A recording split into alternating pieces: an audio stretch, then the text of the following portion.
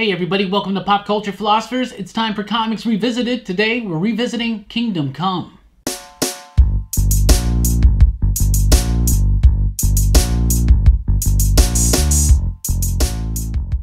That's right everybody, welcome to Pop Culture Philosophers and Comics Revisited. Today we're talking about Kingdom Come from DC Comics writer Mark Waid and artist Alex Ross. I am Rockin' Robbie Billups. This is Jelani, Bullard. Thank you guys so much for joining us. And yes, like I said, we're talking about Kingdom Come from 1996. This is a really fun book. It was originally Alex Ross's idea, but it's basically the book of Revelation from the Bible made as if into the DC universe, the DC apocalypse. Right. So it's like takes some of the prophecies and some of the passages from the book of Revelation and it brings them in to the DC universe, and they use the seven thunders, and they have the seven seals, and they have the two witnesses and all that kind of stuff. I really love this book. It's really highlighted by Alex Ross's artwork, photorealistic painting style, fantastic stuff. Mark Waid's one of the best works of his career. This is the book right here. The original copy, my copy, is signed by Mark Waid. You remember we met Mark Waid back in 2002?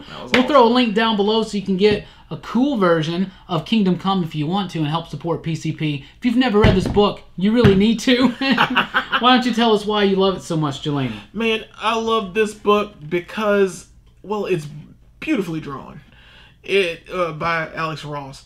And it tells a brilliant story of the end. And it's the end of the DC universe and what their heroes were actually in this timeline. This is my favorite Superman. Mm-hmm. He is the most conflicted of what he wants to do with what his power has done, or what he wants to do. And what he wants to promote is hope. And when he goes into his conflicts with the other people that are dealing with the same thing in this world, but humans lose their exceptionalism as well. Yeah. And it's a great story for that. Like, the Olympics end in this story. The World Series is over. There are no real humans that do anything in this world. The basic setup of the story is that Superman has retired because at one point the Joker came in and killed everybody at the Daily Planet, including Lois Lane. And there's this new generation of superheroes coming up that Mark Waid and Alex Ross kind of base on characters like Shatterstar and Cable. Like Magog is straight up Cable with a little bit of Shatterstar thrown in. And apparently Mark Waid just told Alex Ross, come up with the most ungodly Rob Liefeld design you can come up with. And that's kind of what the theme of the book is, basically about those ultra-violent, hyper-violent, ultra-violent and hyper-violent, both of them at the same time. This new breed of superheroes, and how does that stand against classic heroes like Superman and Wonder Woman? Now, of course, Batman's kind of always been one of those kind of guys, but even Shazam, even Captain Marvel right here. So it's a nice exploration of that. So Superman eventually retires because the Joker, after he kills Lois and everybody else at the Daily Planet, what happens is that Magog goes and kills the Joker. Superman won't kill the Joker. He wants to get him and bring him to trial, right? Magog kills him and gets put on trial and is acquitted. Public loves him, all that stuff. Superman says, my time has passed, and he retires, goes to a farm. Meanwhile, the heroes just keep getting crazier and crazier and crazier. They kill all the villains. Now they're just fighting amongst each other, causing all kinds of chaos. They have a battle with the Parasite in Kansas City. They're all ganging up on him. He rips open Captain Atom, and a nuclear explosion kills everyone in Kansas. And basically the breadbasket of America. Yes, and that sets up Wonder Woman to come and ask Clark Kal-El to come back, become Superman once again out of retirement, and he gets set up by a bunch of different opposing forces, such as Batman and his new group of outsiders. They've got their own plans. You got Lex Luthor's got his own Legion of Doom with Vandal Savage and others like that. This whole new breed of heroes that's kind of at times join up with Superman, and then at times come up against Superman. And then you got Captain Marvel, Billy Bats, and Shazam right here, getting manipulated and brainwashed by Lex Luthor the entire time, and eventually comes head to head with the Man of Steel in one of my absolute favorite DC comic battles of all time. It's a fantastic book with lots of richness, lots of themes, lots of just great character moments, great action moments, action-packed. I love it so much, but it's all rooted and grounded in one normal dude, a preacher who's kind of maybe losing his faith a little bit. This world's gotten crazy, like you were talking about how human exceptionalism is gone. Because all these superheroes are around. What does it mean to even be human anymore? So it's an old pastor who's kind of struggling with that, and he gets picked. The Spectre shows up, and he tells them that we are to be witnesses of the end times, and he's getting these prophetic visions, right? And he's this human factor that grounds the entire book, and eventually at the end grounds the heroes. What do you think about Norman the Spectre? And they are the two witnesses from the book of Revelation. Basically the main, yes they are. And they are the main characters for this, the main focus, because Norman is conflicted. It feels like it's the end times, and he's not sure about what he needs to tell his congregation to the point where he's scaring them. So getting the Spectre involved, or choosing him, or he was chosen by the higher power to figure out what he needed to do or what he needed to say to either help this move along, or help guide it. Yeah. And I think he does, in this story, he does it rather well. He's great. He's a confused man. He's a man who's seen a lot, but he's also a man who doesn't understand a lot, and he's starting to question a lot of what he thinks and what he feels. And the Spectre, as we know in the comics, always has to be bound to a human. Right. And so it's not like quite the possession that it typically is, but it's really cool to also see the Spectre learn from Norman. And at the end of everything, Norman is the one who has the decision, and we'll get to that in just a little bit. The Trinity. Batman, Superman, Wonder Woman. So a lot of the characters have just disappeared, dipped out. After Superman left, Wonder Woman went back to Themyscira. Batman is old, beaten. He has to walk on these this exoskeletal suit. Yeah. He's got robots have cleaned Gotham though. He's got this army of bat drones basically. Yeah. That makes sense. It does. Total makes sense, right? Alan Scott's Green Lantern, he goes up into space, builds the Citadel, and he's just protecting the Earth from alien threats. Other characters like Wally West is still the Flash. He looks more like Jay Garrick, more like the god Mercury. He's got that helmet and everything. And I love the way he's portrayed in this book, because Alex Ross draws him as just a constant blur. Yep. And it's fantastic, and it's fantastic stuff. Hawkman looks awesome, because now he's actually a Hawk man. And it's so fun. Hawk. Really, really like those characters. Red Robin, too. Dick Grayson is Red Robin. Yeah. He's got a daughter. Him and Starfire had a daughter that's Night Star. She's kind of involved with Ibn al-Zufiesh, which means son of the bat. Son of the bat. Which you find out later on, especially in the Kingdom, and it's very subtly alluded to that is Batman's son. That's Damian. Yes, Damian Wayne. That's Damian. That's Kingdom Come Damian. My favorite Robin. Yes, that's Kingdom Come Damian. And of course, they got, along with Starfire and the Son of the Bat, you've got other newbies, like I talked about Magog already. Plastic Man's son, Offspring, he's in the books right now. Iris West, Kid Flash, I love that character. Whole bunch of other characters that are really, really fun. Some of them barely even used. They're just kind of there. Just there. But they all kind of represent different things and themes from the Book of Revelation. What are some of your favorite characters from that, man? Oh gosh, of course Batman. Yeah, man. The Batman suit is unparalleled. I love that. When he finally has to put it back on. And Alex Ross draws him straight up almost like Clint Eastwood. It looks like Clint Eastwood, man. It looks so good. He has the smirk. He's having fun with it, even though he's like battered and broken. This man is he's still Batman. Yeah. That's one of my favorite characters. So like I said, Superman is my favorite of all time. Yeah. Superman's got great arc. Superman thematically to me is the returned Christ. We'll get to that. Yeah. But I like the way he looks though. The way the picture, the photo accurate art that he draws, it makes him look like he's a built 50-year-old man. Yeah. Like you get that feeling from it, and I love that art. The way everyone is drawn. Magog. Even with the silliness of the design, it works. He looks great. As terrible as he's. Some of these, it's so crazy. The other people that are around, like all those other newer heroes, not even the ones that are like based more on classic heroes, like Kid Flash and Nightshade or Night Star. The extreme ones, but like the really extreme ones, like it's all just patches and shoulder pads and guns, and it's so gaudy. It's so ridiculous. I really like it. It's a very dark story. And reading this as I guess like an early teenager in the 90s, man, this was like one of the darkest DC stories I had ever read at that point. It's a precursor to a lot of things we have now. There's a lot of themes there from the Book of Revelation where each book, like it's 4 issues, and each one starts and ends with like some scripture from Revelation. Right. And then when they talk about the seven thunders, and it's Superman, and he's got his Justice League there, and then obviously you got this idea. You got the Antichrist parallel. I guess that could possibly be Lex Luthor. Or like he's like the man behind the curtain or something. Like they're the horsemen of the apocalypse or something like that, and they're setting up this kid. Maybe he's the Antichrist figure.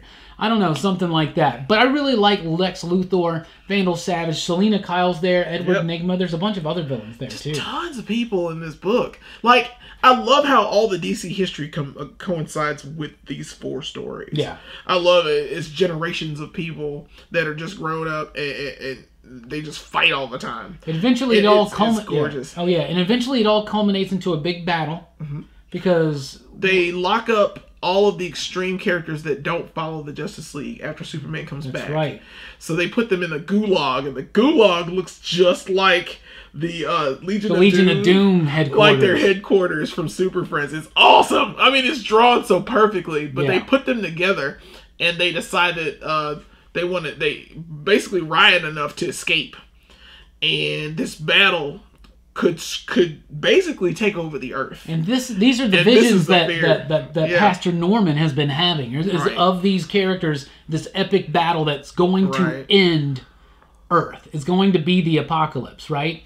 And so Shazam gets thrown in there, manipulated. He comes, he has this epic battle with Superman. I think it's one of the best battles ever in DC Comics history. Shazam! Oh man, and he just lights him up. Superman's got a vulnerability to magic. But it is still a very fairly even fight. It is. Because I distinctly remember that Captain Marvel kind of laid it on Superman, and he does, but Superman doesn't ever quit. He doesn't hit. He doesn't because it keeps going. Once again, he's Superman. Yeah. And then Norman appears again, and it's cool because there's this difference of opinion between him and Diana at a certain point, and they're also building this respect and friendship they've always had is kind of going to form into a love. A love. Yeah. I'm not always the biggest fan of Superman and Wonder Woman together. But this was a good alliteration. But this was actually a pretty decent one. It actually does work. And the end bit where Clark's like, I already know that she's pregnant. That's totally a Batman thing to do. So, this big epic battle, Norman and the Spectre show up, and the Spectre tells him, it's up to you. And then Superman's like, he says, no, you're human, and I'm a god.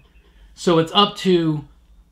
who is a little bit of both. He's a little bit country, a little bit rock and roll. And so Billy says he makes the choice. He goes up and tries and stops the bomb. There's like a nuclear bomb that's dropped because humans are like, oh gosh, they're fighting. We need to end this now. So we need to drop the bomb. So they drop this bomb in the middle of this battle, and Superman just goes and looks at Captain Marvel, and he's like, you're God and man. You get that. You're the balance between both. So you make this decision. And Captain Marvel goes and stops this bomb and blows it up. Well, it still blows up, kills like the majority of the fight. A bunch of people, actually. A lot of people die. And the one I had to try to see in the artwork who died or what was killed as much. Yeah. The one that got me the most, and I didn't mention before, was Blue Beetle. Oh, yeah. The way the Blue Beetle suit is, it's like dope. A beetle. And I love that suit. It's really cool. But it looks worse when he's dead. When it's ash. So, but how you can distinguish the artwork in that actual death scene is amazing. Yeah, and it's a great little bit. But a few of them survive, including Bruce and Diana and Clark and Green Lantern and Hawkman. Like a few others survive. And they continue on. They did eventually do a sequel called The Kingdom, Mark Waid did. And he also, Alex Ross worked with Jeff Johns over at the JSA book and did Thy Kingdom Come. Both of those are excellent follow-ups to this. The Kingdom, by the way, also introduced the concept of hypertime to explain, because people always said, is this the definitive future of the DC Universe? It's an Elseworlds is what it was published as, which meant that it didn't matter. It didn't need to be tied into continuity or anything like that. Just wanted to tell a good story. But now we know for sure that this is, in fact, a universe in the multiverse. Just in case you want to know. And that gets used and utilized and all that stuff. Let's talk about this book thematically.